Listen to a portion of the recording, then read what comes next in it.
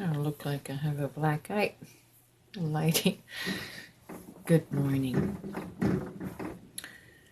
I would like to talk about the topic of dissociation. On a similar vein as the clinical dissociative identity disorder, or D.I.D. What I'm sharing here is not anything that I have studied or read, but it's an understanding that I have arrived at through my own experience and my own awareness. And I am just sharing from the angle of my own experience. This may or may not be the case for you. I'm just showing what was the case for me and how it applies to my experience with dissociation. If you research on dissociative identity disorder, it has to do with the core person disidentifying and dissociating with the core identity that feels shame and guilt and rejection and abandonment in their core identity because of trauma. It's an avoidance technique, an avoidance of feeling the traumatic pain, the emotional pain. So another identity or persona is created to absorb that and function in life without these emotional imprints inhibiting the regular function of life. And so children and people that have experienced severe trauma in childhood have dissociated from their core being, which I call the soul, and developed alternate personalities through ego or alternate egos to help them function in life and deal with life from a non-emotional state and a very intellectual, logical, rational state of being. And I had a lot of dissociation in my life from childhood trauma, much of which I do not remember. There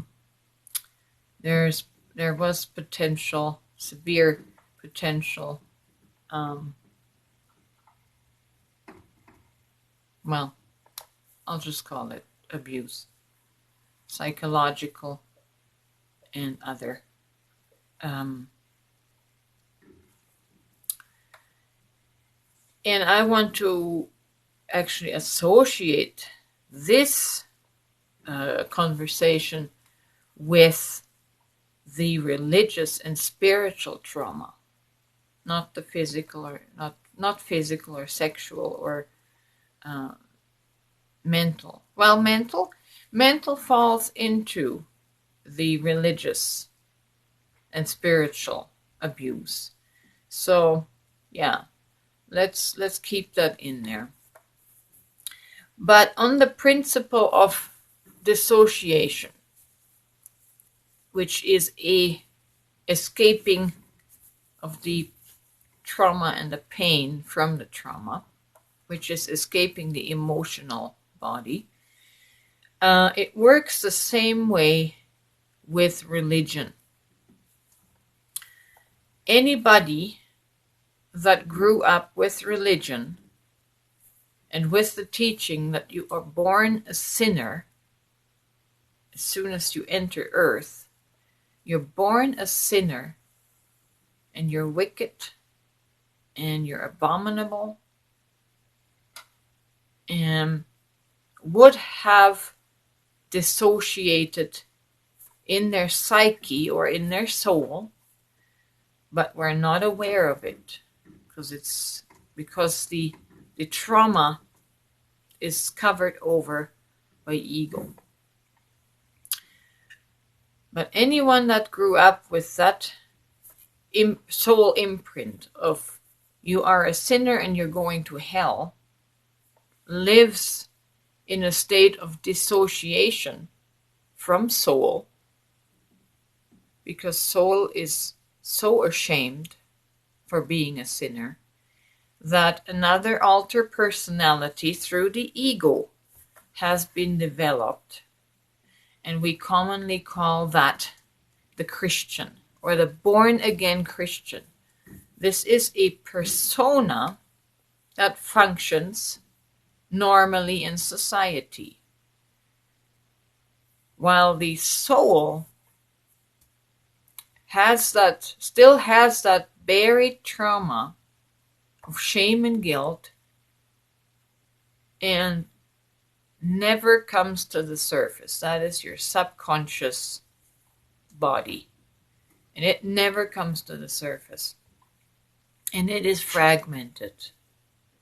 We have a whole bunch of soul fragments that need to come together, but because we're not aware, and because our intellectual, rational, logical ego mind is running the affairs of life, because we don't want to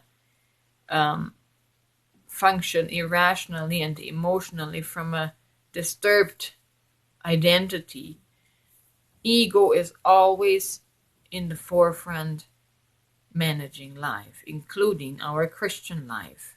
It occupies itself with going to church, with reading the Bible, studying the Bible, going on missions, all the activity that keeps the attention away from the subconscious soul and the pain that is buried down there. We occupy ourselves with all kinds of activity to just never have to face the shadow of the dissociated soul. If from an early childhood on, your little tender psyche has been told that you're nothing but a mistake, you're nothing but a dirty, rotten sinner, think about it in your logical mind. You would not want to associate with such a dirty soul, right? That's dissociation. That's dissociated identity disorder. So what we need to do, and what I have done over the last 3 years, is my soul got awakened. My soul got recalled online, on board. And I had to deal with the damaged image, with the damaged soul image, and I had to rebuild it and heal it and bring it to wholeness. And it was a tough road to walk, but it's so worth it. And today I would say my soul has come together as one. All the soul fractals have been integrated, and I can now function in the identity of the elevated soul, the glorified soul, the divine soul, who I truly am. I am that I am. And this was only possible in my case to associate myself with Source God as Source God. My wounding of abandonment and rejection was so strong that it was not enough to tether myself to God, because in my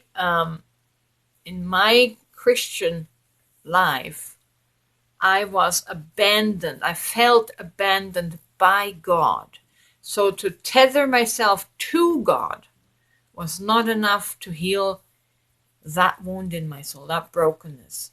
I had to see my soul as God to fuse and heal that breach and that potential for future abandonment. So I'm no longer with God. I am manifested here as God. My soul is incarnated as God. And that has been so healing to my being, that truly this is the place, I would say, where the prodigal has come home. I have come home back to source, as source, and my life has been permanently changed. And I know that I will never change my message again, because this is the ultimate truth that we're all looking for. The truth about our soul. Who am I? And where did I come from? And both answers should be source. I hope this helps somebody. I'm sharing this as a support when you find yourself going through similar things, that you know you're not alone, and that other people have gone through this. So if you are a Christian, and there's a high likelihood that you are living in a state of dissociation from your own soul, and you're merely functioning from your logical mental mind, and you're pretending. You're really pretending to be something that you're not truly at your core. So, just some thoughts for you to consider. Have a fantastic day, and I'll speak to you next time. And thank you very much for watching. If you feel so inclined, please subscribe to my channel, like, and even comment if you have questions, and I'll respond as I'm able to.